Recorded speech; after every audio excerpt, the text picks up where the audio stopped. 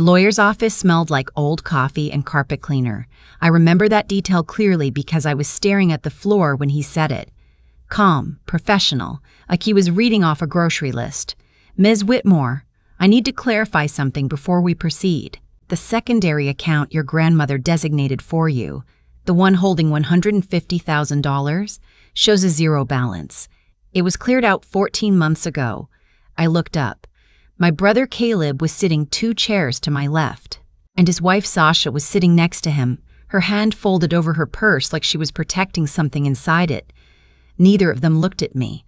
That was the moment I knew. Not because of the money, because of where their eyes went, everywhere in that room except toward me. My name is Zoe Whitmore. I'm 32 and I live in Columbus, Ohio, where I teach 2nd grade and spend my weekends at the farmer's market pretending I'm going to cook more than I actually do. I have a small apartment with too many plants and a cat named Biscuit who judges me silently from the windowsill. It's a quiet life. I built it that way on purpose because the years before it were anything but quiet. My grandma, Ruth, passed away 18 months ago at 81. She'd lived alone in the same house in Dayton for 40 years, the one with the green shutters and the rose bushes she refused to let anyone else prune. She was sharp until the end, stubborn in the best way, the kind of woman who remembered every birthday without writing it down and called you out gently when you were lying to yourself. She loved both of us, me and Caleb, but she worried about him in a way she never worried about me. Caleb is 4 years older. Growing up, he was the one who always needed a soft landing, a loan here, a cosign there, someone to make a phone call on his behalf. Not because he was bad, he just never quite learned that life doesn't negotiate. Our parents ran interference for him for years, and when they stopped, Grandma Ruth quietly stepped in. She didn't say much about it, she just helped. When she passed, the estate was straightforward. The house went to my uncle. Her personal belongings were divided among family. And she left a financial gift, split evenly between me and Caleb, $150,000 each, structured through a small trust account her attorney had set up years before. I knew about it. Grandma Ruth had told me herself, 2 summers before she died, sitting on her back porch with iced tea sweating in our hands. I want you to use it for something that's yours, she said. Not to be safe, to be brave. I've been thinking about going back to school, getting my reading specialist certification so I could work with kids who fall through the cracks. The ones who sit in the back of the classroom and stare at the page like it's written in a foreign language. I knew what that cost. I'd been saving toward it for 3 years. When Grandma Ruth died, I cried for a week and then I waited. The estate process takes time. Her attorney, Mr. Delacroix, had told me to expect 6 to 9 months before distributions were made. I didn't rush it. It felt wrong to think about money when I was still missing her. 14 months later, Mr. Delacroix's office called to schedule a meeting. Final paperwork, they said, signatures needed for the closing of the estate. I dressed up a little. I don't know why. Maybe because it felt like the last official thing I'd do in her name, and I wanted to show up right for it. Caleb was already in the waiting room when I arrived. Sasha was with him, which I thought was a little odd. This was family estate business. But I didn't say anything. Sasha and I had always been polite to each other in the way 2 people are polite when they don't actually have much to say. We went in together. Mr. Delacroix was older, deliberate in his movements, the kind of attorney who speaks slowly because he means everything he says. He shook our hands, offered water, arranged some papers on the desk, and then he said it. Zero balance, cleared out 14 months ago. The room went very still. I turned to look at Caleb. He was studying the edge of Mr. Delacroix's desk like it held some kind of answer. I'm sorry, I said, and my voice came out more composed than I felt. Can you say that again? Mr. Delacroix repeated it. The account had been accessed via a co-authorization shortly after Grandma Ruth's passing. The funds had been transferred out in 2 transactions. He had documentation. Who authorized it? I asked. He looked at Caleb. Caleb finally looked at me. He opened his mouth, closed it, and then said, "It was a joint account, Zoe." I thought, "It was not a joint account," Mr. Delacroix said, very quietly. "It was a designated beneficiary account," Mr. Delacroix said, very quietly. Whitmore was the sole named recipient. Sasha put her hand on Caleb's arm, and I sat there in that chair with the smell of old coffee in the air, and 14 months of waiting turning into something else entirely in my chest. I need to back up, because there's a piece of this I didn't understand until later. Something I only found out after I called my Aunt Lorraine that night, pacing my apartment while Biscuit watched me from the couch. Aunt Lorraine is my dad's sister. She and Grandma Ruth were close, and after Ruth passed, Lorraine had quietly helped organize her personal papers. She knew things about the estate that I didn't because nobody had thought to tell me. "Honey," she said when I explained what Mr. Delacroix had told me. There was a pause on her end, a long one. "Lorraine, I was afraid something like this might happen," she said finally. "Caleb called me about 2 months after the funeral. He said he was helping manage the estate paperwork for you, that you were too emotional to handle it and had asked him to step in." I sat down on the floor. "I thought it was strange," she said, "but he seemed so certain, and your mom backed him up when I asked her about it." There it was, my mom. Of course, I love my mother. I want to say that before anything else, because it's true, and it makes what I'm about to say harder. My mother is not a cruel woman. She's just someone who has spent 30 years managing Caleb's crises so smoothly that she stopped noticing she's doing it. He's her first child, her only son, and somewhere along the way protecting him became as automatic as breathing. She'd known. She hadn't taken the money herself, but she had known, and she had helped him construct the story that kept me from asking questions for over a year. I didn't call her that night. I wasn't ready. There were 3 days between that meeting and when everything came apart. I spent those 3 days doing 2 things: crying in my car during lunch breaks and talking to a friend of mine who used to work in estate law. Her name is Petra, and she is the kind of person who responds to crisis by immediately becoming practical, which was exactly what I needed. "The documentation he has, the transaction records, that's potentially criminal," she said. We were sitting in her kitchen at 11 at night with the overhead light, too bright and both of us in sweatshirts. "Depending on how the co-authorization was obtained, this could be fraud. Wire fraud, potentially, if the transfers cross certain lines." "He's my brother," I said. It was a stupid thing to say. I knew that. "He stole from you," she said, not unkindly. "Those are not mutually exclusive facts." She helped me understand what I had, what I was entitled to, and what my options were. I didn't make any decisions that night, but I left her house feeling less like I was dissolving. The thing about being wronged by family is that the grief and the anger arrive at the same time, and they don't coordinate. I was furious at Caleb. I missed my grandmother. I felt foolish for not asking questions sooner. I felt guilty for being angry at my mother. I kept circling back to the conversation on Grandma Ruth's back porch. The iced tea, the rose bushes, the way she'd said brave like she knew I'd need the reminder.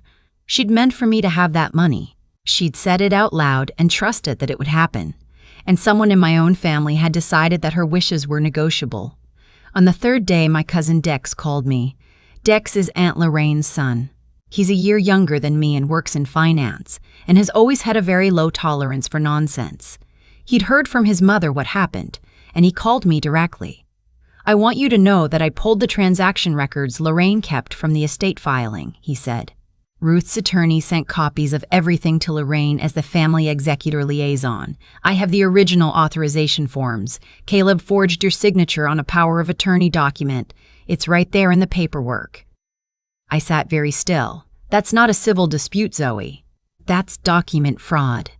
My parents have a standing Sunday dinner. They'd had it for 20 years. Same time, same table, same dishes my mother has been making since we were kids. Caleb and Sasha come most weeks. I used to come when I was in town, though I'd let it slip since the funeral. Too much going on, I told myself. Too tired. I showed up that Sunday without telling anyone I was coming. My father answered the door. He looked surprised and then immediately warm. "That's just how he is, my dad. The kind of man who shows everything on his face without meaning to." He hugged me and said, "So, we didn't know you were coming." And I smiled and said I'd wanted to surprise everyone. Caleb and Sasha were already there. Caleb was in the kitchen doorway with a drink in his hand, and when he saw me, the drink stopped halfway to his mouth. Dinner was already on the table.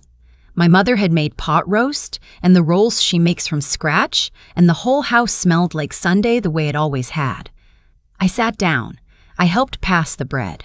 I answered my dad's questions about school and the kids in my class. I was very calm, the way you are when you've already decided something and you're just waiting for the right moment to say it. The moment came after my mother sat down, and Caleb started talking about a new investment he and Sasha were looking into, something about a property they'd found. A good deal, he said. Great timing. My dad nodded along, and something in me went very quiet. Caleb, I said. He looked at me. I met with Mr. Delacroix last week. The table shifted. My mother looked up from her plate. Sasha set her fork down. He told me the account Grandma Ruth set up for me has been empty for 14 months. I kept my voice even. $150,000. Gone. My father looked at Caleb. What is she talking about? Caleb said. Zoe, this isn't. He has the transaction records, I said. He has the original authorization forms, and my cousin Dex has copies of everything, including the power of attorney document with a signature on it that isn't mine. The room went completely still.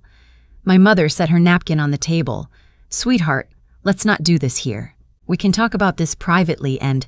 We already tried that, I said, except I didn't know we were doing it. I was kept out of every conversation for over a year while you all figured out how to handle this quietly. Nobody was keeping you out. You told Aunt Lorraine I was too emotional to deal with the estate paperwork. I looked at her. You told her I'd ask Caleb to handle it. That wasn't true. My mother's face did something complicated. My father looked at her.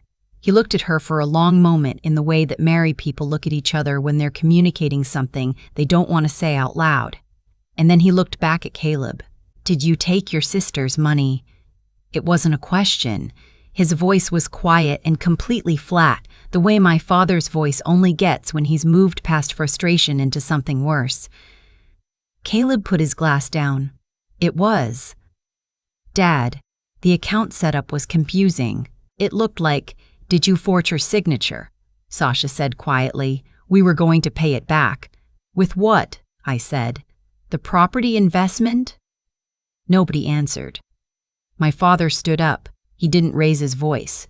He pushed his chair back, stood up, and said, I need to make a phone call. Caleb said, Dad, come on. Don't. You stole from your sister. He said it simply. You forged legal documents to do it. That's not a misunderstanding. That's not a misacting. That's not a mistake. He picked up his phone from the counter. I'm calling an attorney. My mother said his name. He didn't look at her. The next hour was not a movie. I want to be honest about that. Nobody got dramatically dragged away. There were no sirens. My father called his attorney. An old friend of his named Mr. Castellano, who he'd known for decades, and spoke to him privately in the hallway while the rest of us sat at the table with the pot roast getting cold. Caleb cried.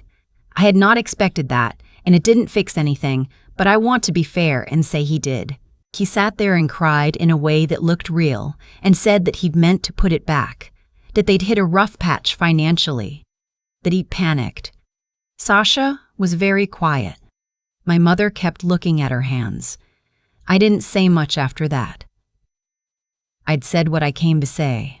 The rest of it was going to play out in documents and phone calls and legal processes that had nothing to do with Sunday dinner. What I remember most is the moment my father came back into the room and looked at Caleb across the table. He looked at him for a long time, the way you look at something that used to be one thing and is now clearly another.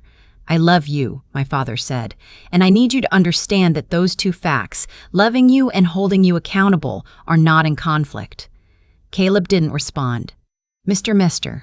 Castellano is going to call you tomorrow, my father said. You will cooperate fully. You will begin a repayment agreement, and if he tells me we need to involve law enforcement to protect your sister's interests, we will do that too. Dad.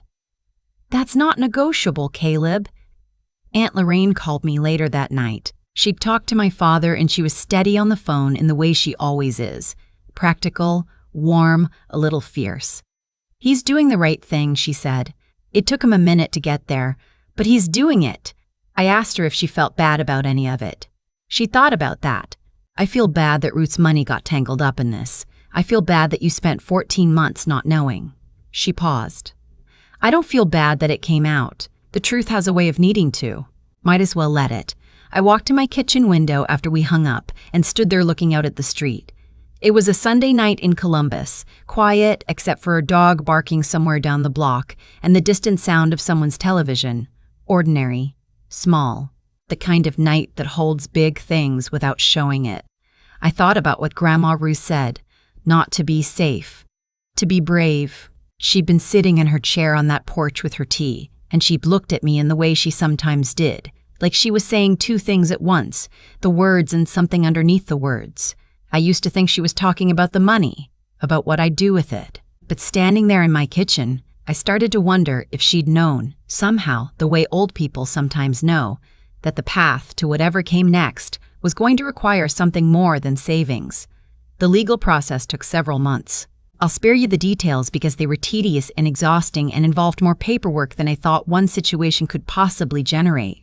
What mattered was this: Caleb signed a formal repayment agreement. My father's attorney confirmed that the forged power of attorney was grounds for criminal charges, and while I ultimately chose not to pursue that path, my decision, made carefully, not out of forgiveness exactly, but out of a desire not to spend more years of my life in that particular fight. The agreement was legally binding and enforceable. The money came back in installments. It took time, but it came back. My mother and I didn't speak for about 3 months. That was hard in a different way than the money. Quieter, heavier, the kind of estrangement that doesn't announce itself but just lives in the absence of calls you used to make automatically. When we did finally talk, she said she was sorry. She said she told herself she was protecting the family and hadn't let herself see who she was actually protecting at everyone else's expense. I believed her. I'm still figuring out what to do with that. Caleb and I are not close the way we used to be. Maybe we never will be again. But we are in the same room at holidays, and we are both trying, in the slow, unglamorous way that rebuilding actually works. There are no dramatic reconciliations, just two people learning to be careful with each other. I enrolled in my reading specialist program 8 months ago. The cohort is small, 12 teachers from across the district, Tuesday evenings and every other Saturday, with a practicum component that lets me work directly with students who've been flagged for reading delays. There is a kid in my classroom right now, I'll call him T because he deserves his privacy, who came to me in September unable to decode basic consonant blends. He would look at a page and go somewhere else entirely, somewhere inside his own head where the letters stopped being a problem because he'd just given up on them. We've been working together 3 mornings a week before school starts. Last month, he read a full paragraph out loud. His voice was slow and careful, and proud in a way that 10-year-olds try to hide when they feel it. I thought about Grandma Ruth when he did that. I thought about her porch and her iced tea, and the way she looked at me like she knew something I was still figuring out. She wanted me to use the money for something that was mine, something real. I think this is it. Some nights I still sit with the whole sequence of it. The lawyer's office, the pot roast dinner, my father's voice, the months of legal paperwork, the phone call from Dex that changed everything. It doesn't feel like a story anymore. It feels like sediment. Like something that happened and became part of the ground under me. Betrayal doesn't always announce itself loudly. Sometimes it comes dressed in family, in Sunday dinners, in the assumption that people who love you won't take what isn't theirs. The hardest thing I learned wasn't about the money. It was that protecting yourself and loving people are not opposites, even when they feel like it. Even when the person you have to protect yourself from is someone whose name you've known your whole life. Grandma Ruth knew something about that. She spent years quietly helping people who should have been helping themselves, and she did it without losing her own shape. I used to think that was just who she was, generous, patient. Now I think it was a choice she made every day, the same choice I'm still learning to make. If you've ever had to hold your ground with someone you love, if you've ever been in a room where the truth came out at the wrong time and the right time simultaneously, you know how still everything goes in that moment, how loud the quiet is. I'm still in that quiet, in some ways, still sorting out what it means. But I'm building, and the foundation is real this time. It belongs to me, and only me, and nobody is getting their hands on it. I thought a lot about what actually set everything in motion, not the forged signature, not the zero balance on a screen in a lawyer's office. What started all of it was a much quieter thing, the assumption that I wouldn't look, that I'd wait patiently the way I always had, trust that things would work out, and never ask the question directly enough to get a real answer. Caleb and my mother had counted on exactly that. They knew me, and they used what they knew. That's the part that took me the longest to sit with. Not the betrayal itself, but how well it was designed around my own habits. I had spent years being the easy one, the daughter who didn't cause problems, the sister who didn't push back, the person who gave people the benefit of the doubt until there was nothing left to doubt. I thought that was a virtue. I think now it was partly fear. Fear of being difficult. Fear of what I'd find if I actually looked. Grandma Ruth wasn't afraid of the truth. That was the thing about her.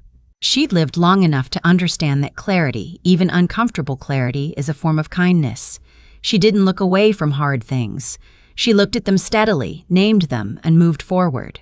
I used to admire that from a distance, like it was a quality you're either born with or you're not. Now I think it's just practice. The same choice made over and over until it stops feeling like a choice and starts feeling like who you are. What Caleb did had consequences. Real, legal, documented ones. Not because I wanted him punished, but because actions have weight, and that weight lands somewhere. You can shift it around, delay it, dress it up in excuses, but it doesn't disappear. Sasha said they were going to pay it back. With what and when and why hadn't they already? Those questions answered themselves. Good intentions that never materialize aren't intentions. They're comfort. They're a way of living with what you did without actually addressing it. My father surprised me. I don't think I'd ever seen him choose accountability over comfort so directly, in real time when it cost him something.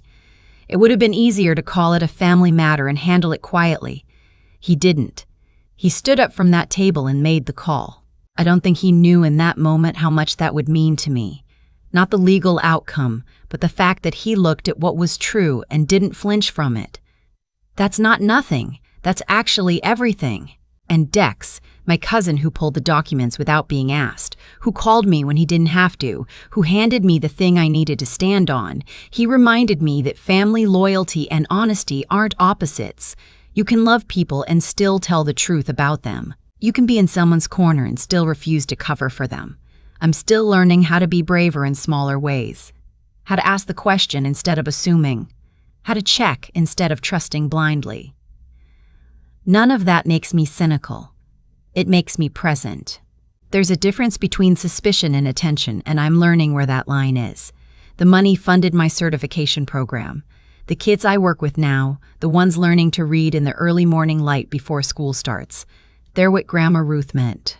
She saw something in me before I saw it in myself, and she tried to give me the ground to build on. It took longer to get there than it should have, but the ground is solid, and this time I know exactly what it's worth.